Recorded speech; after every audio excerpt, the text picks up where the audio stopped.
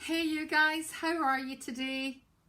I hope you are well and safe out there. I want to chat to you about something that really starts aggravating me personally from March, and that is hay fever. Have any of you got hay fever out there? It is the most debilitating thing about the pollen season. It really is. It's so annoying, isn't it? Have you got the want to scratch your eyes out feeling, or are you itchy around here? What about the sneezing? Come on, that sneezing. Oh my goodness. Every day, 4 or 5 sneezes in a row, and I am one of these people. Have to let you into a secret here that sneezes very loudly, like achoo! Well, not maybe quite as dramatic as that, but I do sneeze and I can't help it. Someone close to me says to me, "Do you really need to sneeze like that, Joan?" Well, yes, I do, especially when it's hay fever season.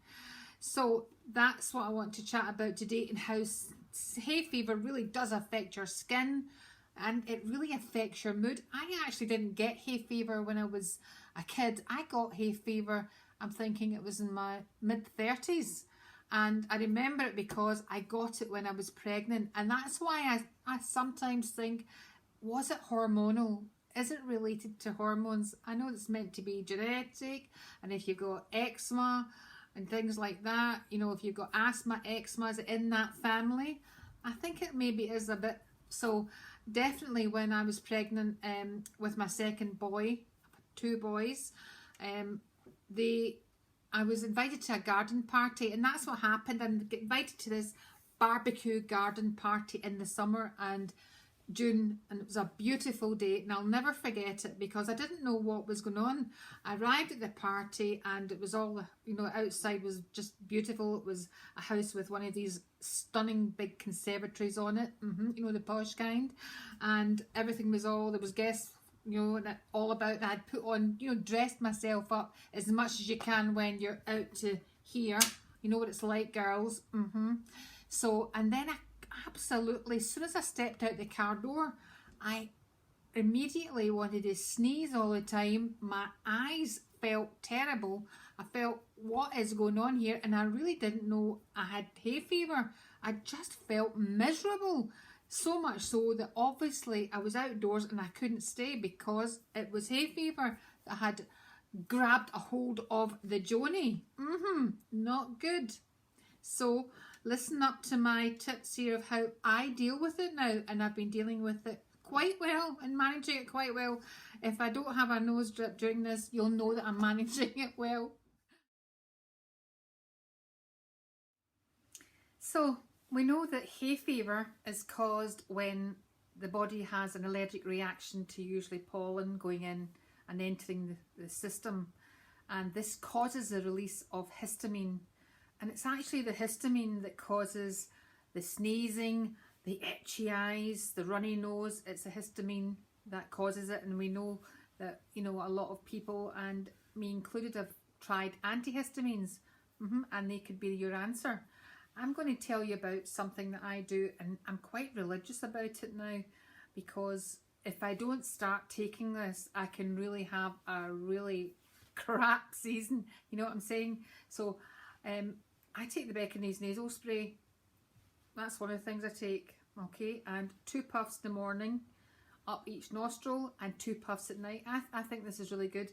But the trick is that it builds up in the system. So there's no use taking Becca's nasal spray. I found in the past when you're full blown in at the hay fever, it's not good because it's not going to work quick enough. So I really need to start this about March. I do. And if I start doing this in March, like beginning of March, it really builds up in the system, and it seems to help a lot. And it's obviously a steroid nasal spray, but I do like Becca's. Yeah, I do. One of the other things that I do, I'm going to tell you, it looks kind of funny, this bottle, doesn't it, or this spray can, Sterimar Breathe Easily. I do like this, and I use it actually in the winter as well. I do. This is really good, and what you do, this is like a salted nasal cleanse. It is a salted nasal cleanse, and you literally spray it up one side and it comes down and it cleans the nasal passages out. So it's really great for cleaning out anything that gets stuck in there, and pollen obviously. So I really like this, okay, and it's really, really good. I find it's 100% natural. It's seawater, but it really goes with cleaning it out. I have tried it, and you can do it actually in the shower as well, when you can sniff up some warm water into your nose, but I think this one's, for me, a much easier way to do that. So there you go, Sterimar. I do like this. I do like that too. I'll put all the links below of the things that I do use. So another thing I was going to talk to you about was, apart from all the skincare stuff that I do, is there's a great app, and I don't know, I'm going to hope that you're going to see this app.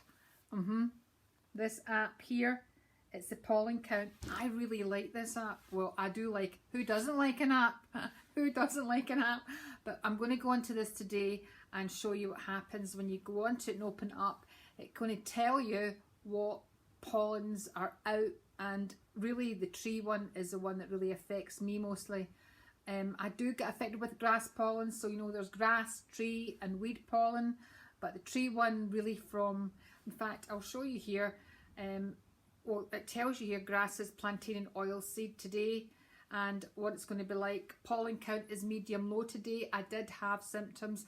You can also, which I do, I put it in the diary. I add it into the diary. There's a little diary here. You press onto that and you can keep a note of how it's affecting you, and it also gives you, which I think is great, is the forecasts, what's going to happen, you know, the next few days, so you can plan ahead. When I know this is lockdown time, and you know I do love my garden, but some days if it's going to be really high pollen count. Another thing I should say is pollen count's always highest in the morning. So always be careful about the pollen count in the morning. It's always at its main one then, okay? So we know that the pollen can definitely affect your skin, right? This allergic reaction, and it can cause the skin to inflame, 100% skin inflammation. But if you're already prone to eczema or psoriasis, this can really aggravate this time of the year with these allergic reactions, can aggravate that skin type, and also affect the skin barrier. I keep going about, you know, the outside layer of the skin that's your protective barrier, your oil barrier that's there. And sometimes some people can get really dry and irritated, their barrier's affected, it becomes compromised, and that's what we really want to prevent. We want to prevent any dry irritation, and we want to prevent the inflammation as much as we can. One of the things that I definitely would advise you to do is when you go outside, apart from taking, if you're going to take an antihistamine, taking your Beckinese nasal spray every morning, a great thing to do, a little tip, you know, it's like a pollen hack, Hayfever hack, is get, and this is Vaseline I'm using, sorry the label's off, but this is Vaseline I'm using, okay? And a good thing to do is to put it round, I'm doing it just now so you can see, but putting it round your nose, okay? I would do it a bit more carefully, and I put a wee bit more on it, but doing that is going to trap the pollen from entering the system. Okay, so good old Vaseline, it's got its benefits, hasn't it? So that's when you're going outside. Don't forget the big sunglasses. I know that I'm all about anti-aging and you're not getting any other lines and wrinkles, obviously, but I really do want you to get the big sunglasses that really cover and to stop the pollen from entering the eyes. Even if it's, you know, you think it's a dull day, but the pollen count might be high, who knows? Just, it's good to get that pollen app and check out if it's going to be high that day, what the forecast is going to be like. But if you're going out for your daily walk just now, you know, if you're going out for your 5-mile walk, I hope you are, get the sunglasses on and try and get ones that really are big and wrap around the eyes so that no pollen. That's going to help massively. Actually, I wear mine going out at night and I walk the dog too. And I'll show you the dog because he's down here at my feet sleeping. Yes, he is sleeping, and I'll let you see him at the end of this video. That will be fun for him and me, and I hope a wee bit fun for you. So when you get back in from that big walk, you really need to try and remember that pollen goes onto your clothes, onto your hair. So it's a good idea to shower when you get back in. Go up, get a quick shower and get that pollen out of your hair and out on the clothes. Change the clothes, definitely. But also I'm going to say to you, you know, cleanse your eyes, get your eyes really cleansed really well. I'm showing you gel, but you can use something. This is because it's got chamomile in it, and this is going to soothe those itchy eyes if that's a problem. I really do love you to use this on sore itchy eyes because it's going to help massively. You know, take the cotton pads, and a good way to do it is even keep this in the fridge at the moment. Good idea if it's warm where you are. And then, you know, get the cotton pads, soak it. This will be nice and cool, hopefully. You can also damp these first in very cold water, more economical, like that too. Damp them with, soak them, rinse them in cold water, put the face and eye makeup remover on it, or a chamomile, a makeup remover that has got chamomile in it. And this one's also got glycerine, so glycerine's like a humectant to stop that eye area drying out. And it's good to absolutely take off, tap, and take the makeup off gently, and get that off if you've got makeup on. But also it's quite nice if you've got the time just now, and a lot of us have got time, to sit back, lie back on the sofa, on the bed, with iPads, with the chamomile soaking in, and really that honestly soothes your eyes. It really does, I promise you. And then once you've done that, never forget to put on a nice moisturiser. Now, you can put eye serums on, of course you can, but I quite like putting on, especially during the daytime, putting on some more moisturiser. So a moisturiser containing hyaluronic acid, that's what you're looking for, something that's going to attract moisture into that area so that it's not feeling itchy, scratchy. So putting your moisturiser around this, it's always be careful of putting moisturiser or too much of it on the lid area, just gently round. And I quite like going in towards the nose and over the top like that, okay, because I don't want you pulling the skin here. So I would say that you really have to hydrate your skin, okay? Keep that protective barrier intact. So cleansing your skin really well, because I want you to get off all the pollen off your skin. And then making sure, I mean, you really need to cleanse twice at night anyway. You should be doing that, double cleanse. Hope you are. And then hydrating your skin. And you know, this is when hydrating serums, they all come into their own now, but hydrating serums are great for adding or keeping that barrier really intact and making the skin look much better, much more hydrated and less agitated. Okay, so thinking about hydrating serums and then letting that absorb and then putting your moisturisers in, but you're thinking always, as I said, about humectants like hyaluronic acid. And another wee tip here, but hyaluronic acid is great for, if you get a moisturiser with hyaluronic acid, it's great for the lips. It is what I consider to be a lip plumper. Yes, so putting the hyaluronic acid moisturiser on top of the lips, that's a great thing to do. Honestly, do that and you'll think, oh, even do it twice if your lips are particularly dry. That will really help the overall look. And one thing, don't scratch your skin. This is going to be hard for you if you're a sufferer, but please don't scratch your skin. Don't put your hands near your skin, because if you scratch your skin, then you can get breakouts if you're not getting them already.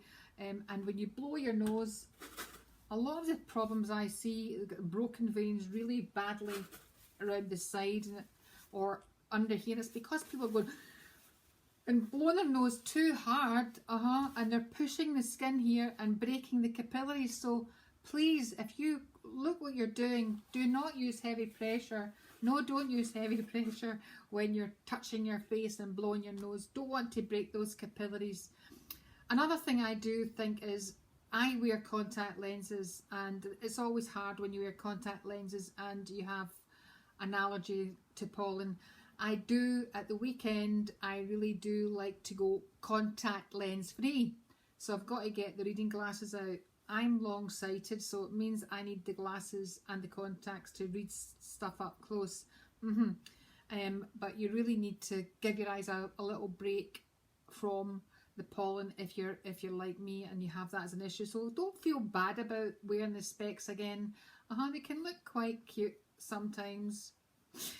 But I do like, I'm going to show you this, when I do wear my contact lenses, if my eyes get irritated, I use this product here.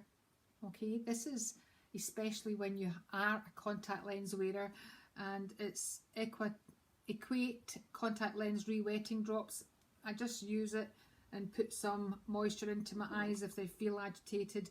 During the week, I do like to, when I'm working, I do like to wear my contacts, but this has been a little godsend to me. Another thing that my optician did tell me to get, and I do use it, if my eyes feel very sore and agitated, I do take the contact lenses out and I use this product. This is an eye gel lubricant, and I really think this is great stuff. And I do believe you couldn't get it in UK, and I used to get it over in the States at the time, but this is a great product, Genteel Gel for eyes. It's really, really good, and I do use that. It's a lubricant eye gel. I think it's really, really good. And if you've got a dry eye or irritated eyes, I like putting this on at night after tea and making sure the contact lenses are out and giving myself a break from them and using this. It's great. So I'll put a link to all of these below and you'll be able to see them. Now I'm going to talk about the thing I've talked about before, because your face is puffy with the hay fever, and what you're going to do, you feel like crap because your mood swings and everything, all to do with hay fever. It's unbelievable it affects you, but it does affect you like that. I know.